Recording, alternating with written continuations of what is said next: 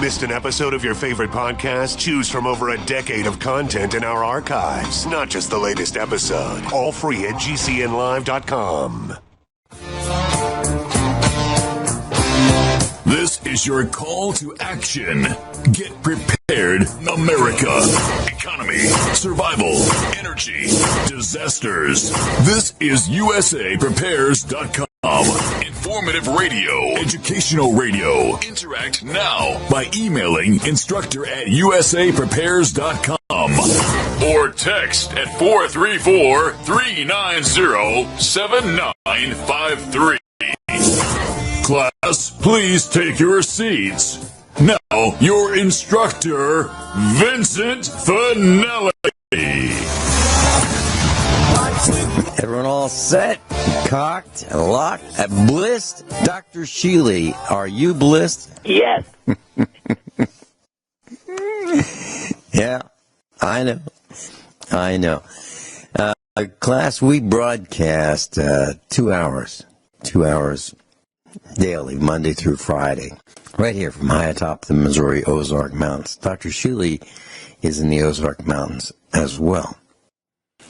And if you'd like to call us, we'll pay for the call, 866-58-9933, 866-582-9933. Telephone listen line, 605-477-3249, 605-477-3249. Brad is engineering the broadcast in Minnesota at GCN. I'm Vincent Finelli. Delighted to be with you. Dr. Shealy, thank you so much for taking such good care of me. I really appreciate your medical advice, opinions. One certainly I'm sorry, I missed care that. of one of your friends. I try to do that with everybody, but friends do get extra attention if possible. I really appreciate it. You know, I had a great time at your clinic yesterday, and I spent several hours in the Scalar energy room.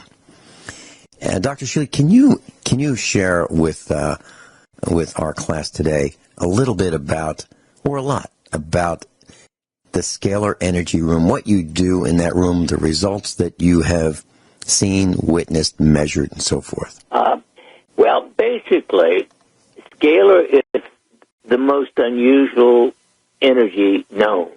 It was discovered by Scottish physicists in the mid-1800s.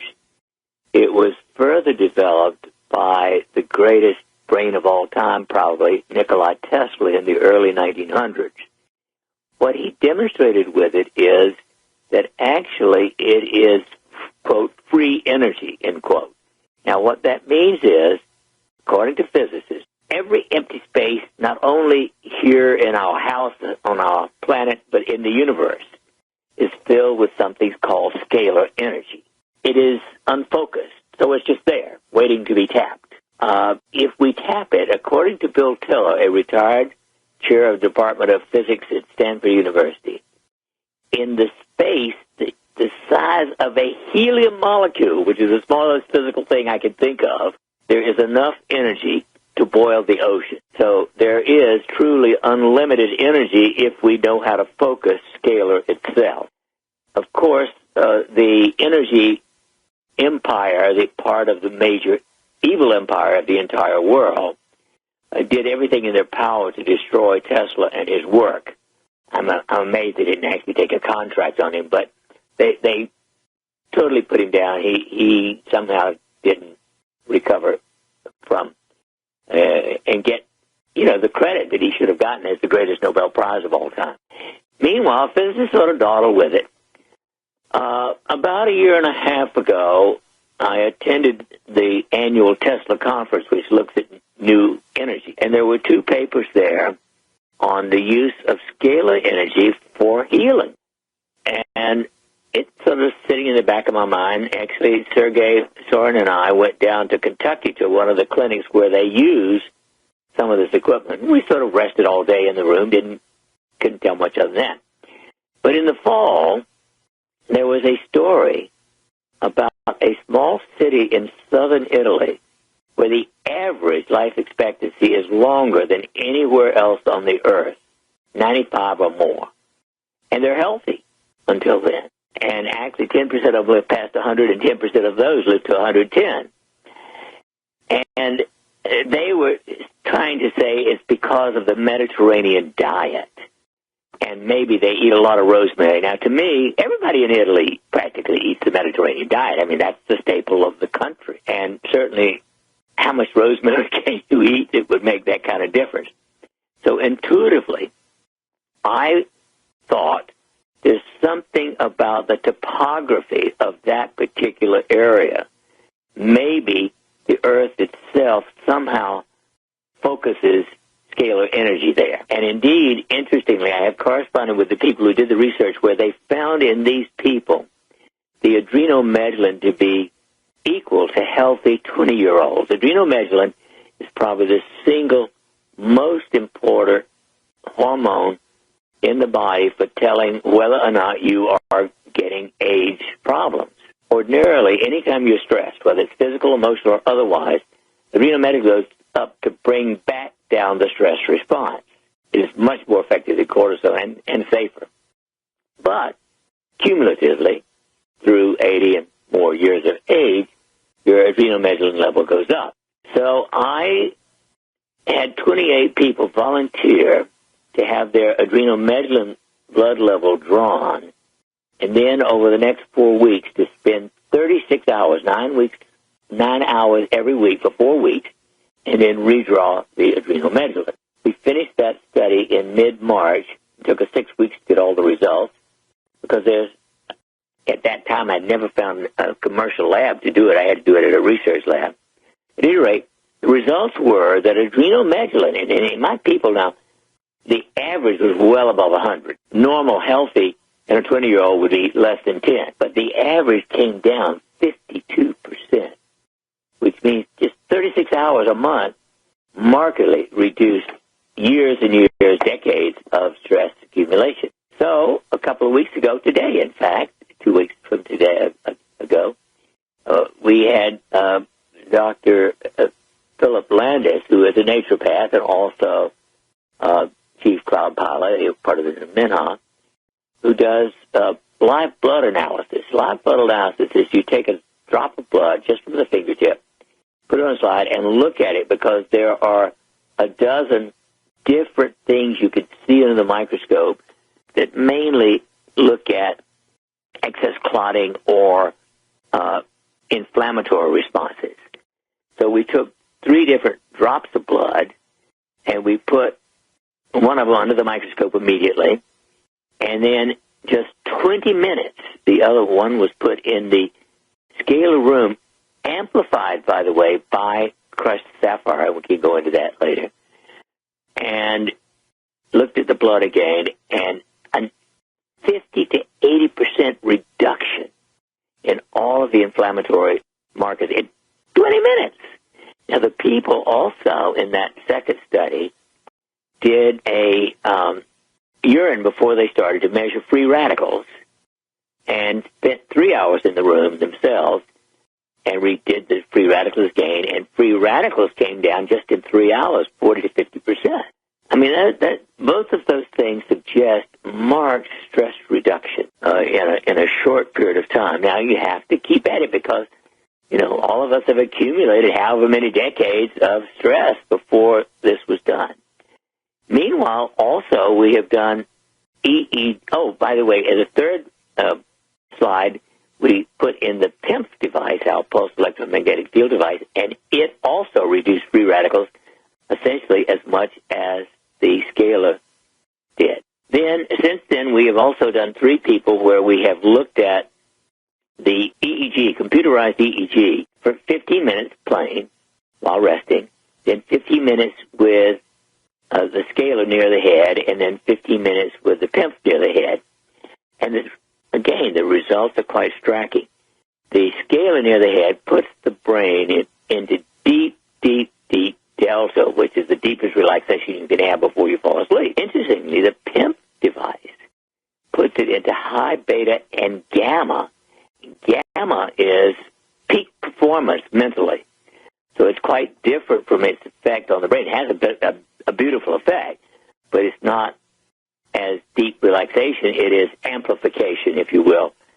Now, to me, looking at all of this cumulatively, it means that scalar energy, focused the way we can do it electrically, is the most healing force we know on Earth at this point. Now, there's another aspect of this that I can't consider critically important.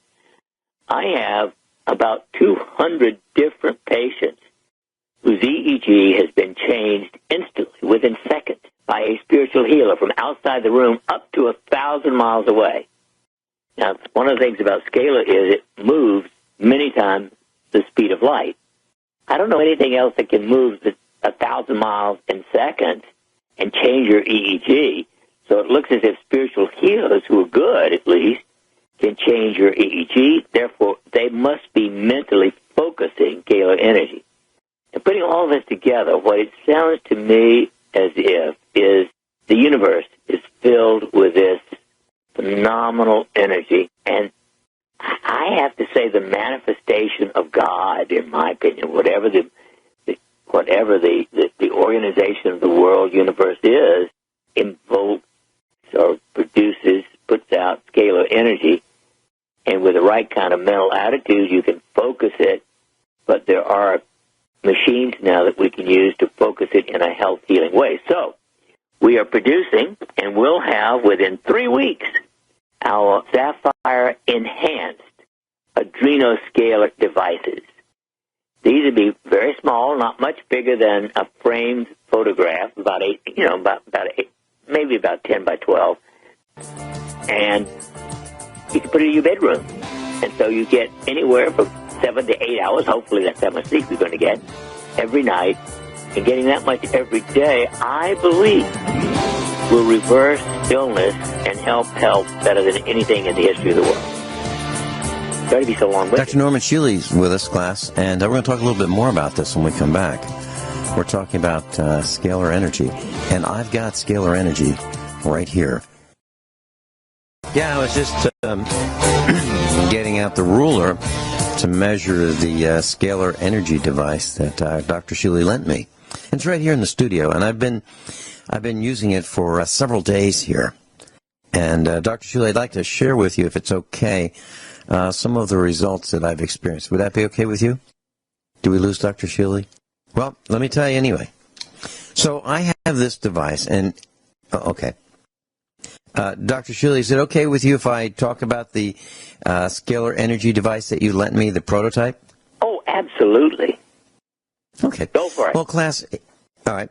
So, class, you know that I've had some health challenges. I don't really want to get into specifics, but I've had some issues with respiration.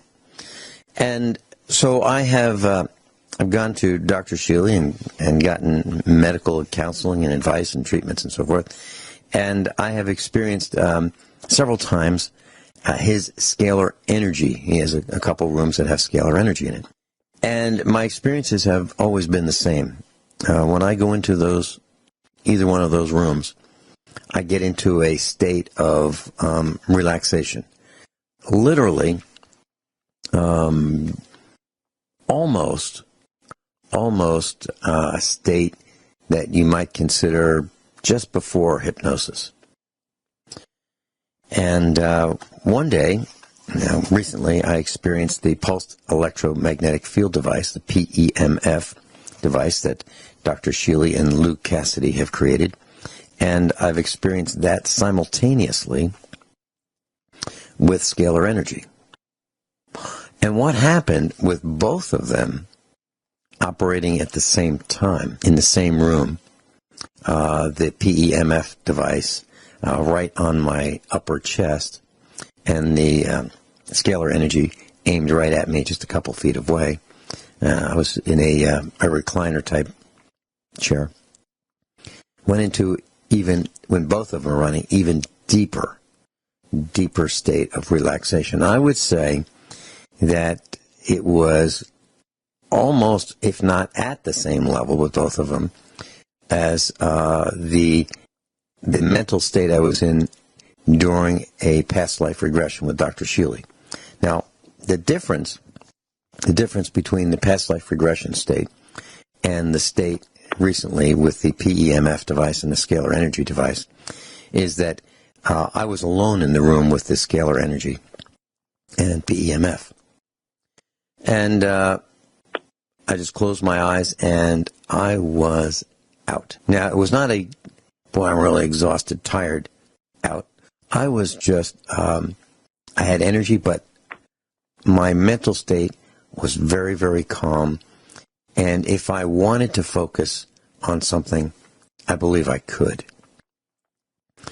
And so Dr. Shealy lent me the scalar energy device, and I put it in the bedroom. And I was out. Absolutely out. And again, it causes this state of deep, deep, deep relaxation. And I mentioned this to Dr. Shealy's nurse as I was starting to experience this. And I said, this is like one step before a past life regression type hypnosis. One step before. And that was early in the experience, lying or reclining in this, we'll call it a lazy boy type chair. But later on, during that same day, maybe a half hour later, I was way more relaxed than even that, and even in a deeper state. So that's what I've experienced. And right this moment, I have the scalar energy device aimed at me. It's about 3 feet away, and that's as close as I can put it in the studio. It's behind me, and it's aimed about 3 feet away. And I've looked at it with the tri-field meter. And it does register electrical energy, and it does register some magnetic energy. But as you move away from it, just a few inches away, it decays very, very, very quickly. So at 1 foot away, I don't think it's measurable with that device. So that has been my experience in a nutshell. Do I plan on continuing to use it? Yeah, I'd like to use it for 30 days and give you a full report as to my experiences, if they change or if they stay the same. But I can tell you one thing, it is very, very relaxing. That's Dr. Norman Shealy's with us, medical doctor.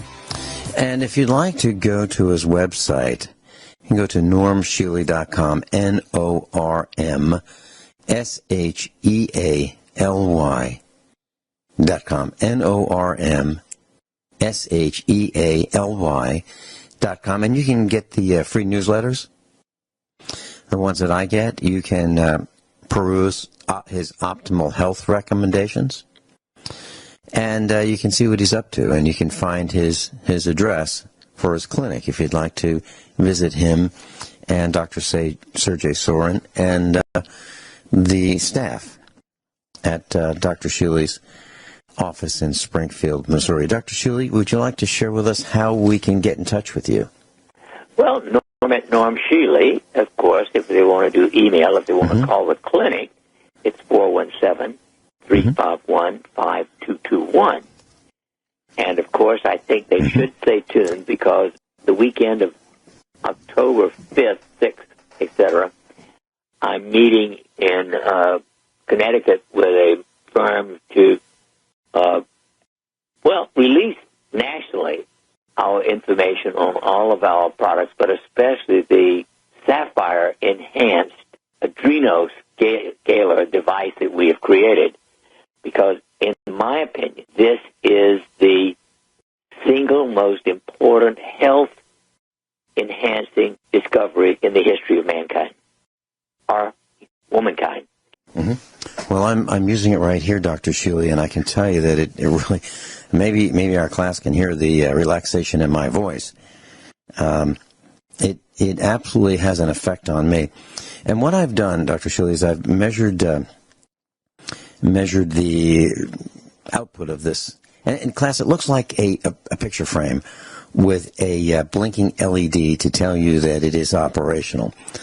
And there's a 0 to 3 range on a tri-field meter for magnetic measurements, and it measures the magnetic activity, it measures electric activity, and it measures radio / microwave type frequencies.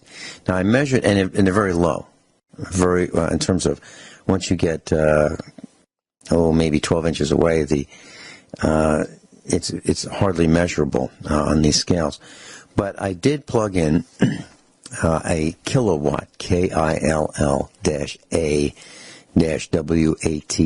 meter, to the power supply to the Scalar energy device, because I believed it consumed very, very small amounts of power. And I verified that just now. And so I have it operating, the Scalar energy device is operating with a kilowatt meter to determine how much power is this device actually using. Well, the answer is 1 watt. So when you think, and that's how much power it's consuming, and that's not radiated power, that's power consumption to power this device. And that means that if you were to run this for 1,000 hours continuously, nonstop, in our neck of the woods, the power bill for that operation for 1,000 hours continuous of this Scalar energy device would be 10 cents. Literally. That's how much it costs to operate this device. It's not quite. I can tell you but it's darn close. Agreed. Well, now the next step, that once we get the permanent devices, the sapphire enhanced adrenomedullin devices, the next step will be to get at least half a dozen to 10 people who are willing to have their telomeres measured and give them a device to use for a year and then remeasure the telomeres. Because I believe that with the amount of stress reduction that this particular device does, that we will show, just as with certain blends of our essential oils or the Rejuva-Matrix and electricity of a different nature, we've already proven that you can regrow your telomeres 3.5% a year. And telomeres are so important in health and longevity. Yes, you have. And my wife was in that study, and her telomeres grew. And she participated in that study with the Bliss oils. Dr. Shealy, I was talking with a few young people about stress. And the first time I heard about stress in my life and paid attention to it was in the 1990s. I was a computer consultant for several school districts in Virginia, and I was talking with one of the teachers, and she says, she put her hands up like she was under arrest. And we're just talking, very calmly.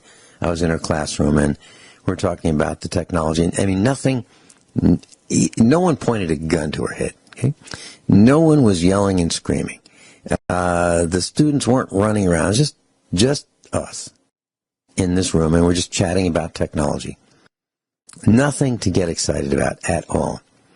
And she raised her hands like she was under arrest and looked at me, and she said, "I'm stressing. I'm really stressing." And that was the first time I heard the word stress and the word stressing. And I didn't understand really what she was talking about.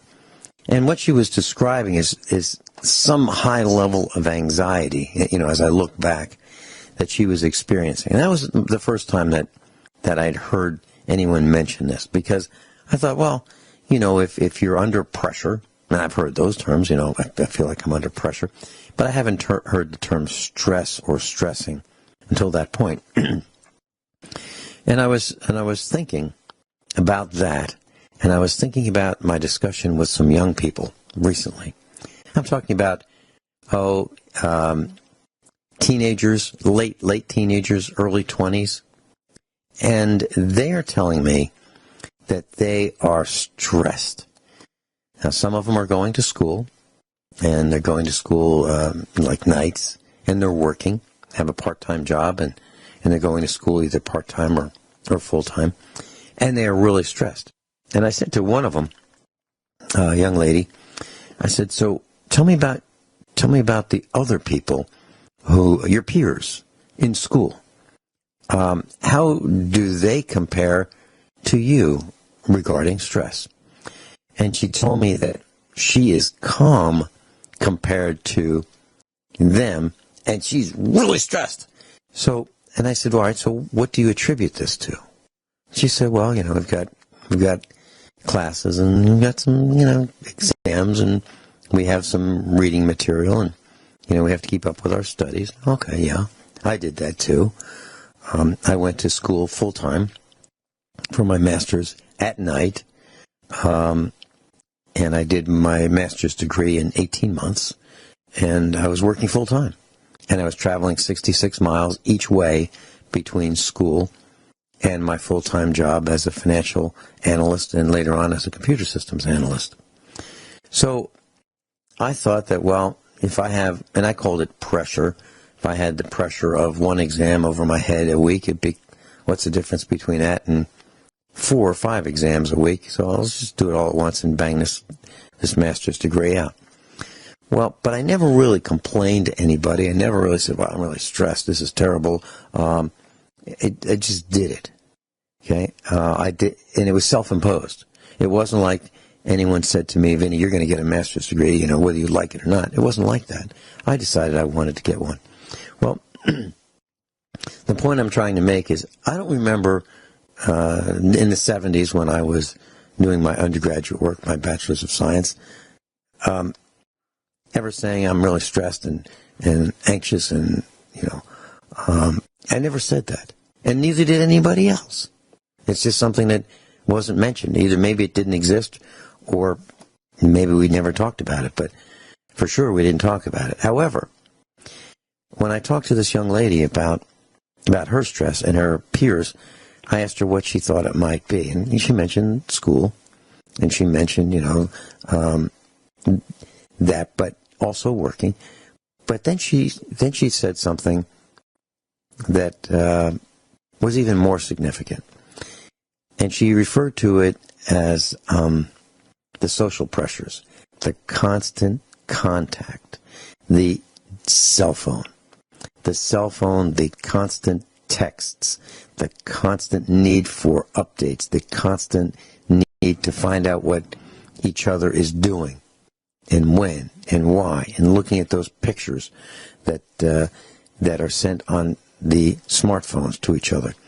And she narrowed it down to that it was the constant contact, the social media that is driving our young people into extreme anxiety. And it's not just her. You talk to any young person, and they'll say, yeah, I feel really stressed. And, it's this constant contact. And it's people texting me in the middle of the night. It's my phone vibrating, with when I'm not supposed to be on the phone.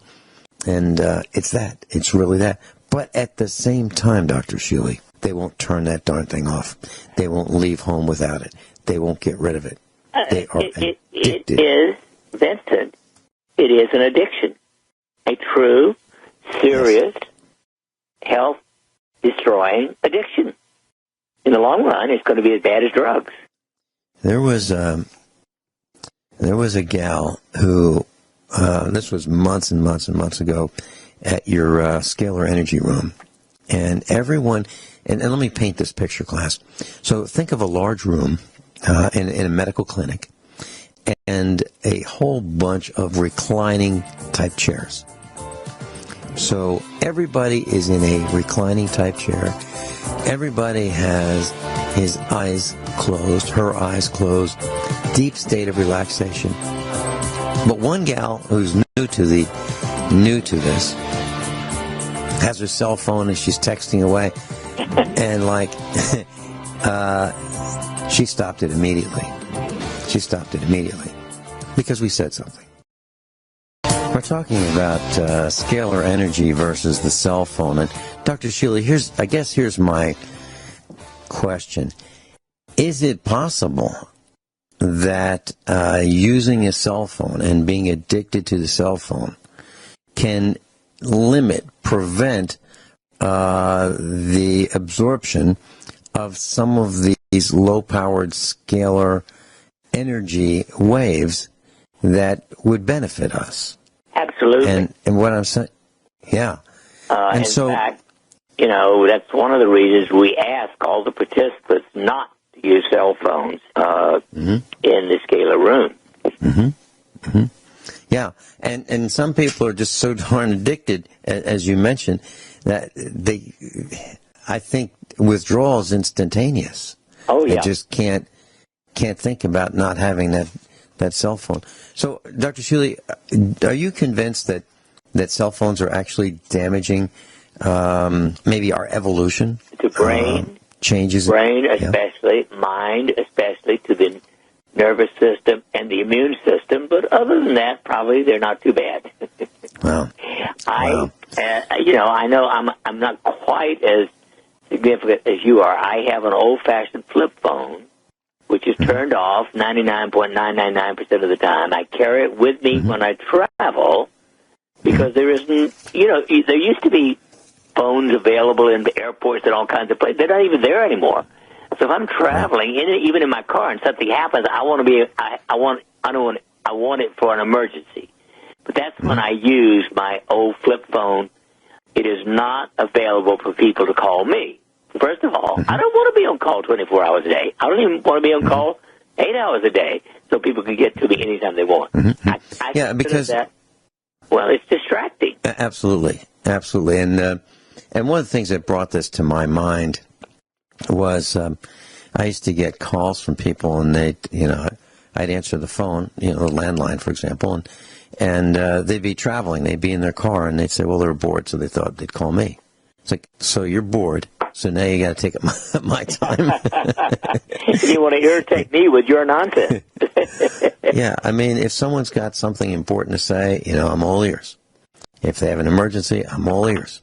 But we can get that solved quickly. We don't need a half-hour conversation about things that aren't important. I've got a lot of things I need. Drivel, Facebook, that's exact. Twitter, all of those things are, in my opinion, the worst drivel ever created. Mm-hmm. And here's how I liken that. When I used to have a job at a corporation, I worked for one of the Fortune 100 companies as a financial analyst and a computer systems analyst. And we would have a cafeteria where the guys would sit down at a table, the gals would sit down at a table, guys and gals would sit down at tables. And we didn't talk about people. We didn't say, you see her over there? Here's what's going on in her life. We didn't talk about that. We talked about the business. We talked about what we were doing. We used that as productive time to share concepts, ideas, plans, developments that we were rolling out. In my area, I happen to impact every area of the company because I was in computer systems design at the banks. And I talk about, with members of the departments I was building systems for. I would talk about where we are, what we're doing. I'd get their input, see if they had any changes. It was productive use of time. It wasn't like, hey, you want to see a picture of my dog? You want to see a picture of my dog looking at another dog? You want to see three dogs all looking at each other? Drivel. Drivel, yeah. And so I'm not interested in that. I'm not interested, as you are not, in being on tap 24 hours a day. For anyone who's got some whim to give me a call because they're bored. Dr. Shealy, when we come back and we talk about, and this bothers me, smoking and the unborn child, when mothers smoke, when mothers are addicted to smoking cigarettes and they're pregnant, some of the damage that can be done to the child.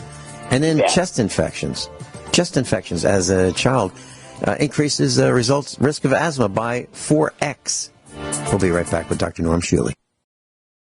Everyone all set, cocked, locked? Here we go. Hour number 2 of USA Prepares. Dr. Norman Shealy is with us, and if you'd like to, go to his website, normshealy.com, NORMSHEALY.com. And if you'd like to send him an email, norm@normshealy.com, NORM@normshealy.com. Dr. Shealy, I was reading an article on the internet about this mother who was in her mid-20s, and she smoked through her first pregnancy. And as a result, her daughter was left with breathing problems from birth. And so this young woman who just smoked, and I guess she probably didn't listen to advice of lots of people around her, and the young child was had respiratory problems, and the mother feels guilty to what she's done. Yeah, there is a place for guilt. It's when you damage someone else. Sorry. Yeah, no, I'm with you. I'm with you. So, can you talk about what your thoughts are regarding smoking and the newborn? I mean, heck, we've known this for, what, 100 years? Yeah. 100 years? The number one cause of premature death, the number one of premature birth early, of low birth weight, and even stillbirth is cigarette smoking. That's at the top of the list. In addition to that, it damages the lungs, the heart, and the brain, so that a huge percentage of babies of smoking mothers are born damaged physically in many, if not every organ in their body. It is probably almost worse than taking narcotics while you're pregnant, and because it damages more organs than the narcotics do. The narcotics primarily damage the brain. So it is beyond stupid. It is criminal, in my opinion. Absolute criminal. They ought to be whipped with a cane in public square. Mm-hmm. Well, this is an article on the dailymail.co.uk, and within this article it says, what are the effects of smoking while pregnant? And it says here, every time a pregnant woman smokes a cigarette, it cuts down the oxygen to her unborn baby and exposes the baby to a cocktail of chemicals, including chemicals that cause cancer. Some of the many damaging effects of cigarette smoke on the fetus include reduced oxygen supply due to carbon monoxide and nicotine, retarded growth and development, increased risk of cleft lip and cleft palate, decreased fetal movement in the womb for at least an hour after smoking one cigarette, impaired development and working of the placenta, changes in the baby's brain and lungs. Now, how can any woman do that to her child? Well, she's already brain damaged. Yeah. She is brain, ethics, morality damaged. Mm-hmm. Mm-hmm. So this woman feels really guilty, and absolutely she should. She caused 100% of it herself. And now I do blame a small amount of this on the tobacco companies, because articles I've read in the past, and a small amount, they have engineered cigarettes to be addictive at greater and greater intensities. So the plan with the tobacco companies, I believe, this is just my opinion, I believe has been in World War II, let's send some cigarettes to those GIs who are in combat, and GIs who are doing all kinds of defense of our country in World War II. Let's get them hooked. So we'll get all these customers when they come back at the end of the war, because the war will end. They'll come back addicted, and they'll be buying our brand of cigarettes. And then the tobacco companies swore to Congress that there's no link to cancer. And then we know that the tobacco companies, through our research and articles we've read over the years, that they have engineered even more and more addictive tobacco plants. So here we have corporations enhancing their customers' dependence on the products that they make. Well, addiction to cigarettes. In my opinion, tobacco should be banned from the earth. Mm-hmm. And anybody who supports it should be hanged in public square. But other than that, and I mean, really, it is one of the most serious, damaging things to people, everybody in the environment, and babies known. It is truly beyond belief unethical. And many smokers leave a trail evidence that they were there. Oh yeah. And here's and the trail is, it can be as simple as cigarette butts. You know, we live on a dirt road, and I don't know why, but many times a year we go and clean up the trash along our dirt road, and we will find all in one spot cigarette butt after cigarette butt after cigarette butt, as if, and this is probably the case, as if someone pulls over the side of the road, rolls down the window, and throws their cigarette ashtray overboard on the side of the road. And I think that some smokers, not all, but some, feel that it is their right to throw cigarette butts out their window as they're speeding along the highways and byways. Some smokers feel that it's their right to just dump their cigarette butts wherever the heck they feel like it, wherever. And I can tell you this, that one cigarette butt, if a person smokes one cigarette outside of a house, and then brings the cigarette butt inside and finds an ashtray, and then puts that cigarette butt in the ashtray, it'll stink up the whole kitchen. Well, they won't find an ashtray in my house. We gave them up when we got married. Yeah. There you go. So,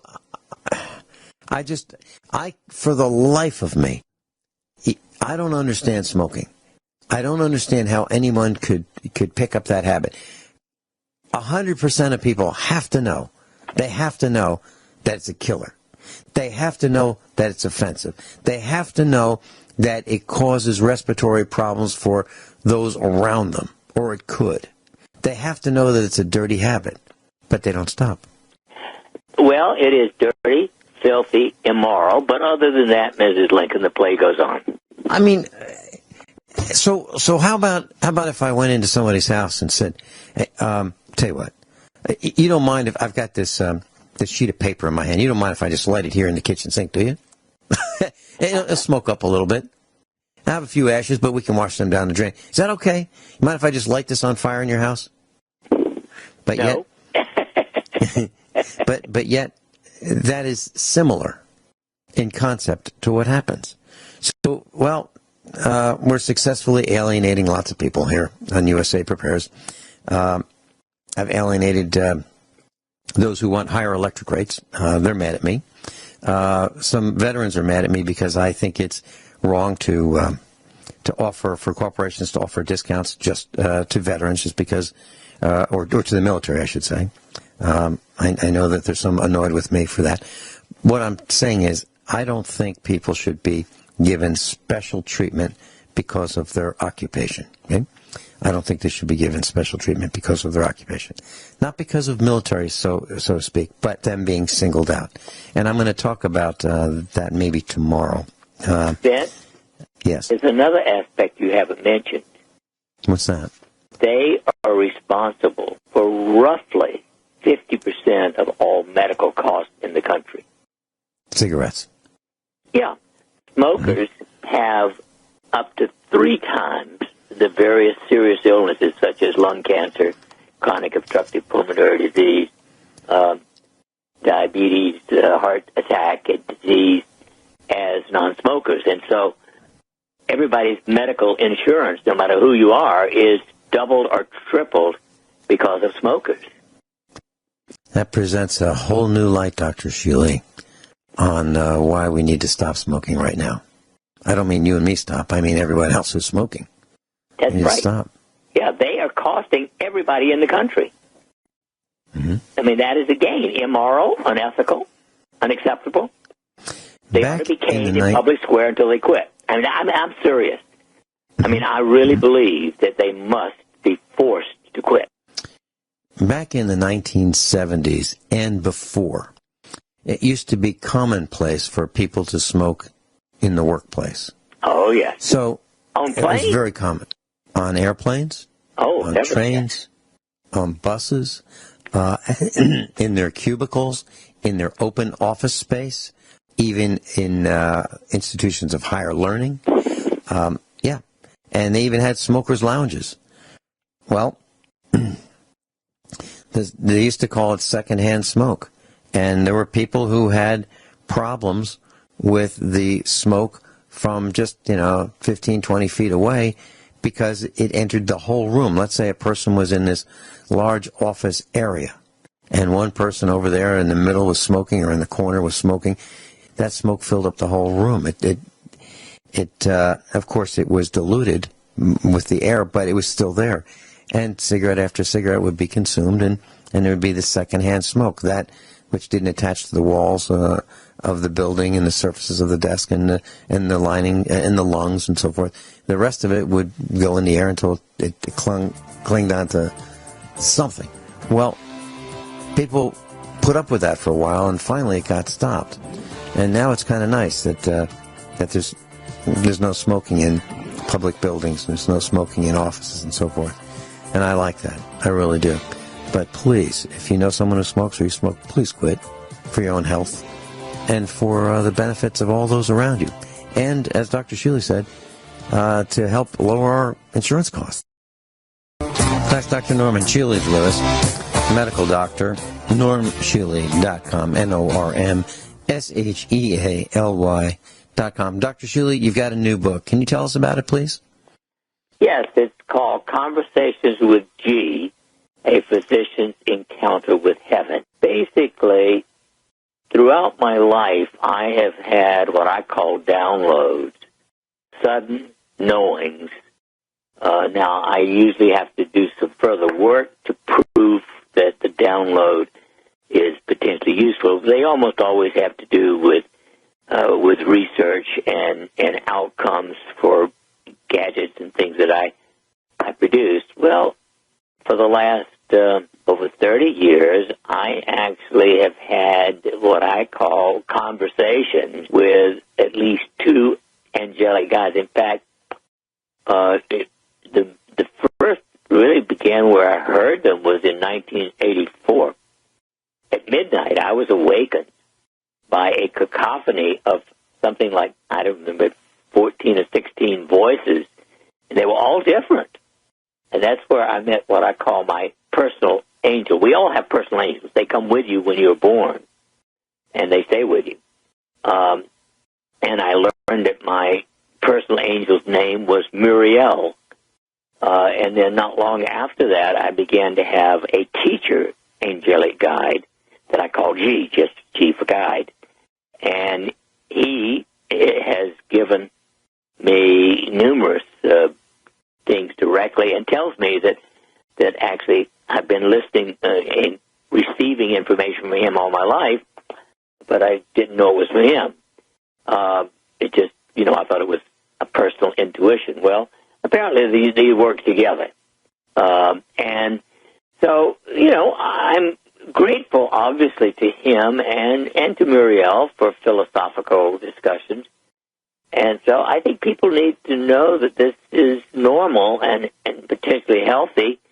And so I am discussing for the first time publicly my long-standing discussions with my angelic guides. Dr. Shealy, how can you determine whether you are being guided by G, your guide, versus being guided by the hand of God? Or is that similar? Or the same thing? Yeah, that's a great question, Vince. To me, my personal feeling is that God itself, whatever God is, probably doesn't very often have direct communication with individuals.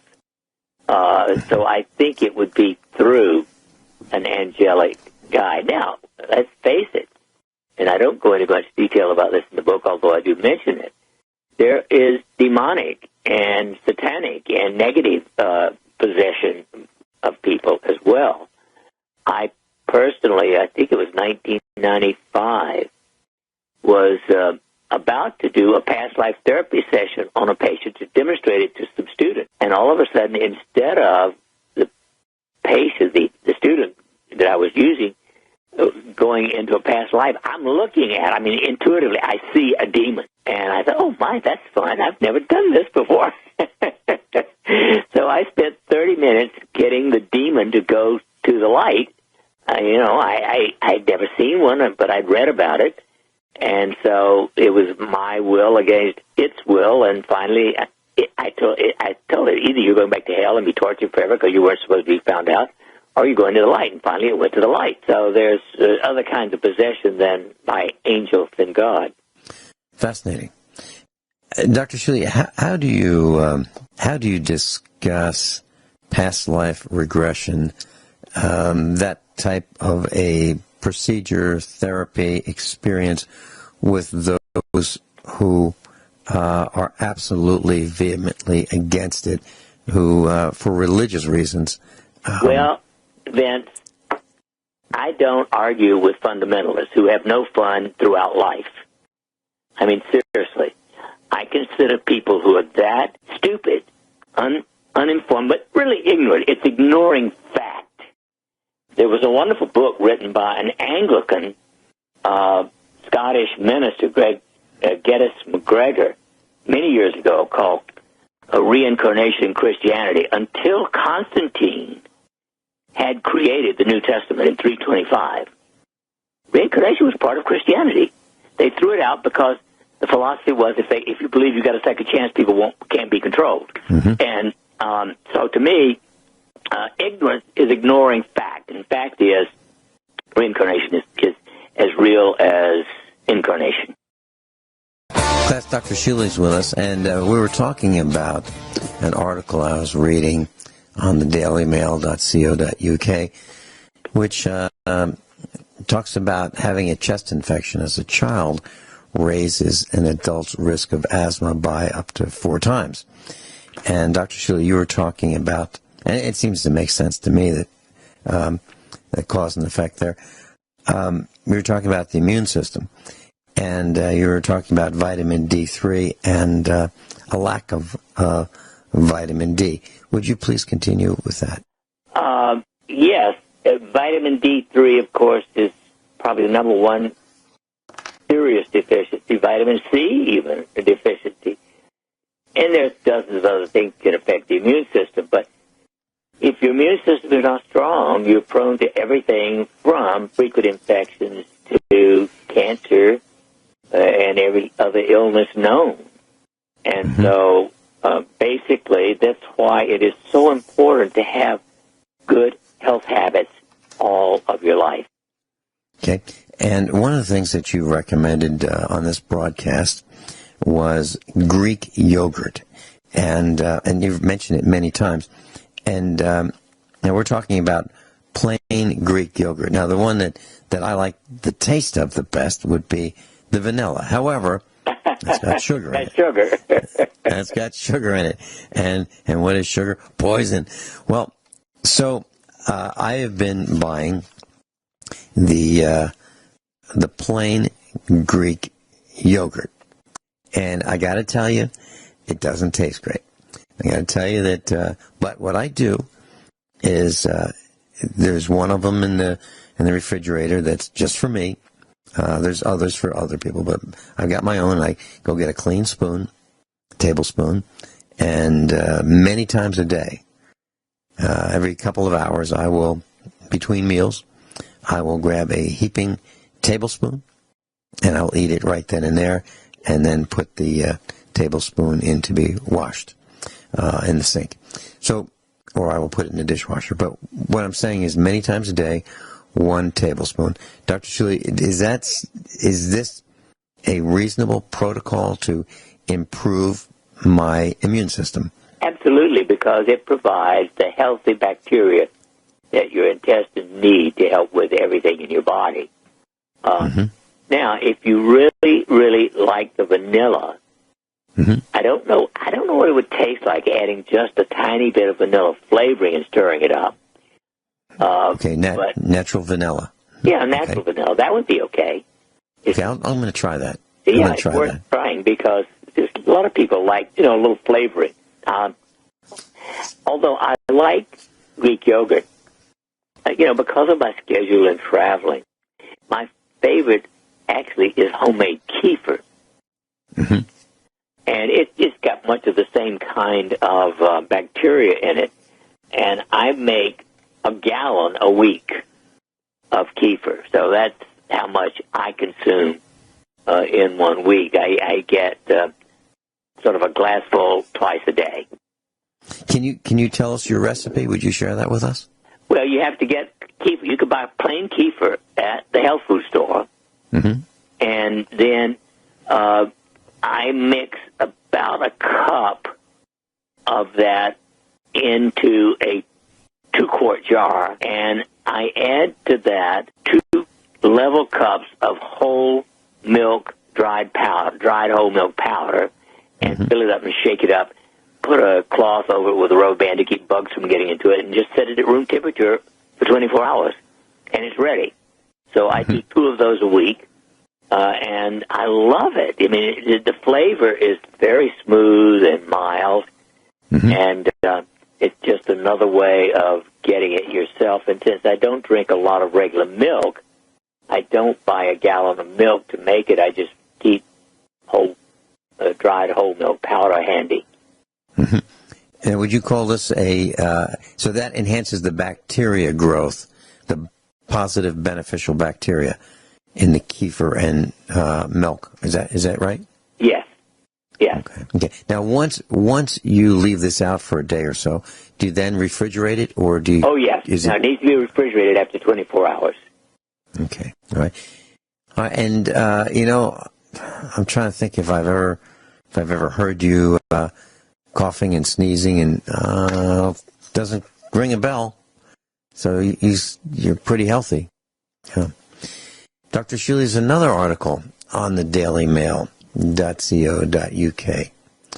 And this one, this should ring a bell with our class.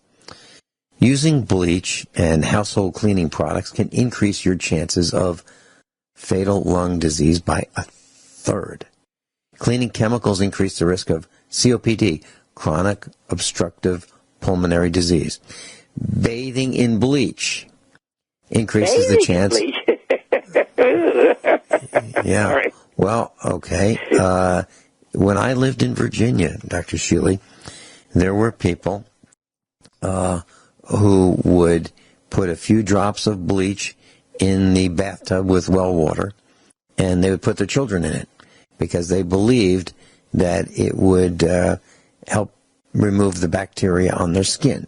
They would do that, but you're going to be breathing that because the warm water of a bath helps release the chlorine from the water, and there you are sitting in a hot bath breathing chlorine. And it says COPD is a group of lung conditions including bronchitis and emphysema.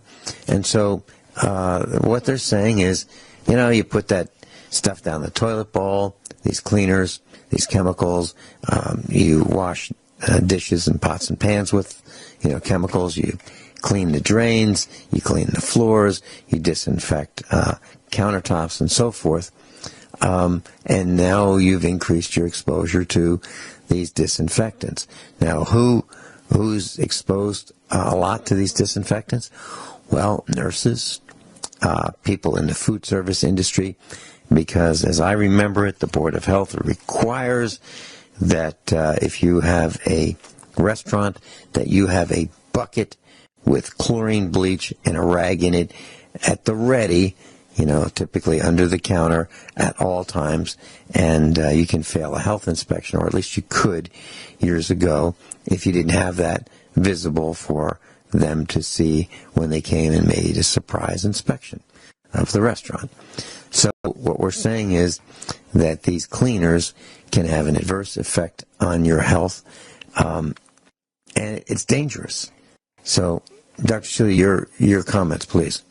Well, obviously, I think you have to be very careful. Now, there is a product called Nixol, which is a different compound, but just as good as a disinfectant.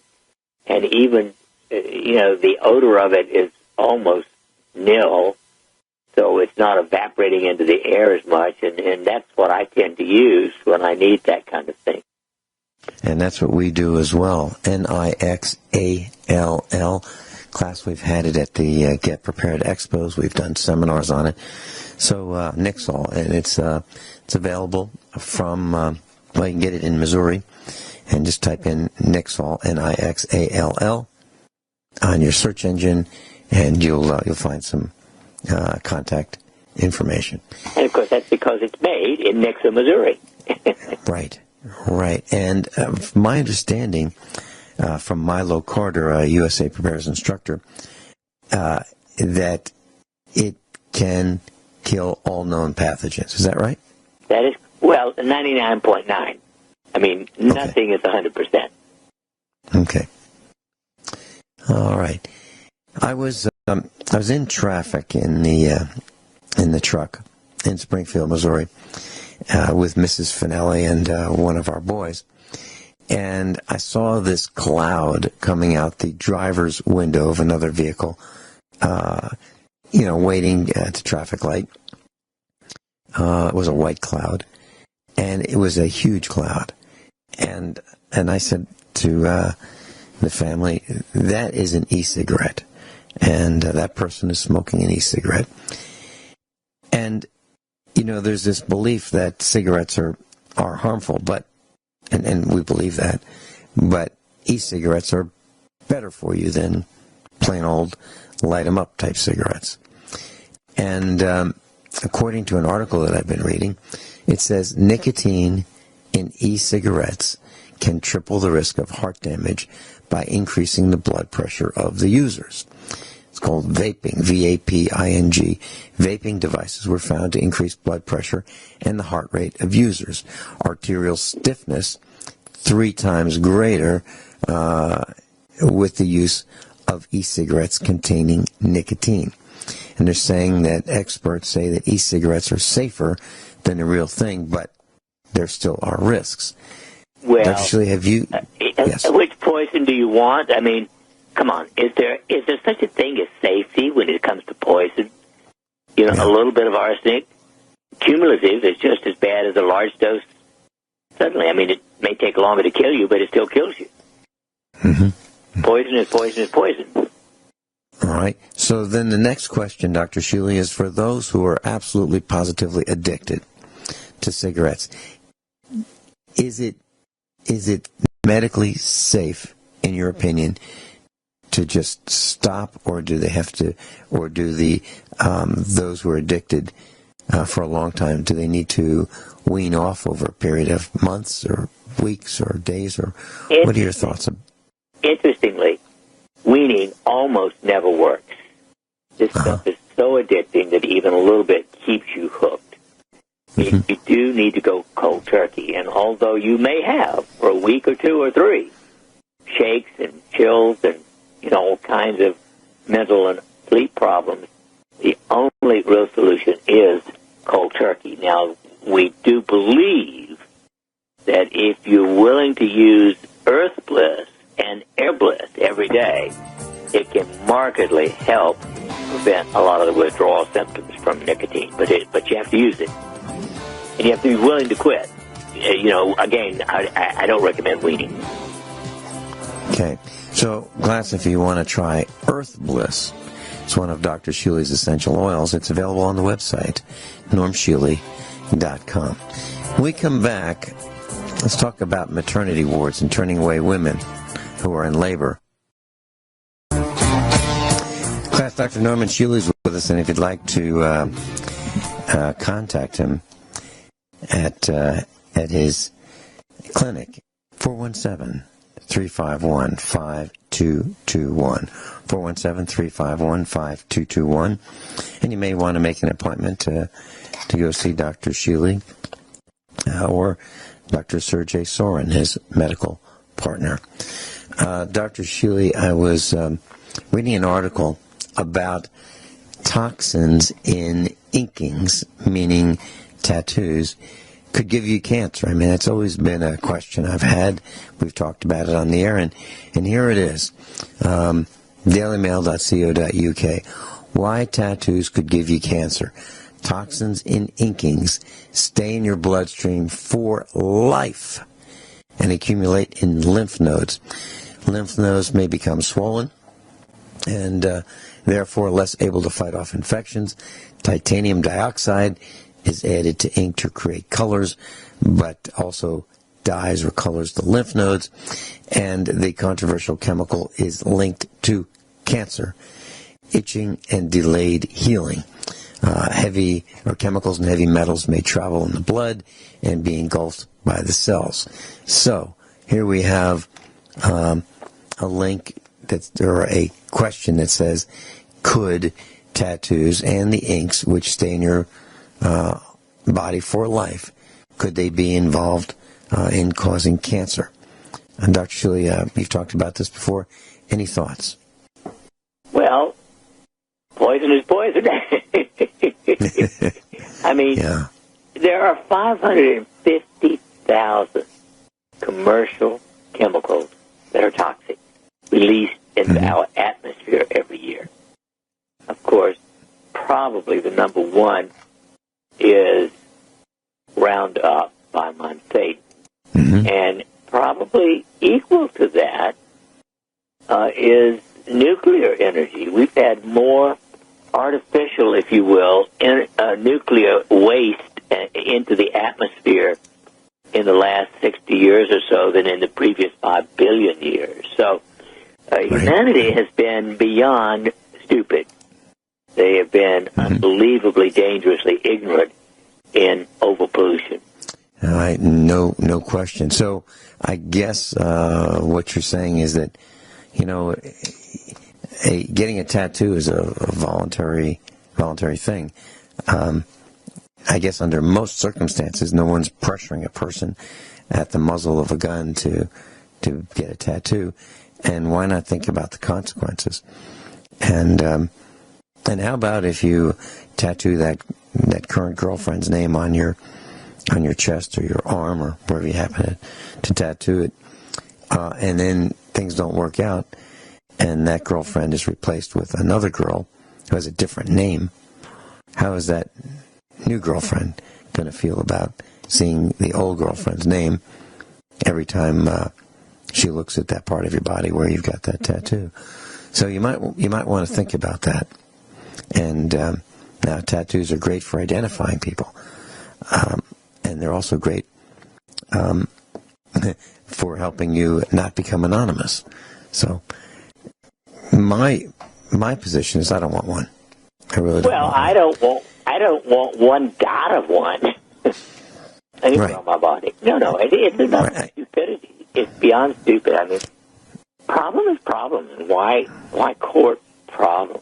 I remember when I was in school, people would write themselves notes. They would take a ballpoint pen and write it on their palm of their hand or their wrist. And I would say, does that ink stay there for a long time? And they say, no, it disappears. So where do you think it goes? To your lymph system, you lucky person. Yeah. that Bic pen or whatever pen they're writing with, that ink that leaves the ball of the ballpoint pen that goes onto the skin a lot of it gets absorbed. So why do that? Why risk it? Dr. Shealy, so that number, if you'd like to contact Dr. Shealy's office, 417-351-5221. 417-351-5221. That's the number for the clinic.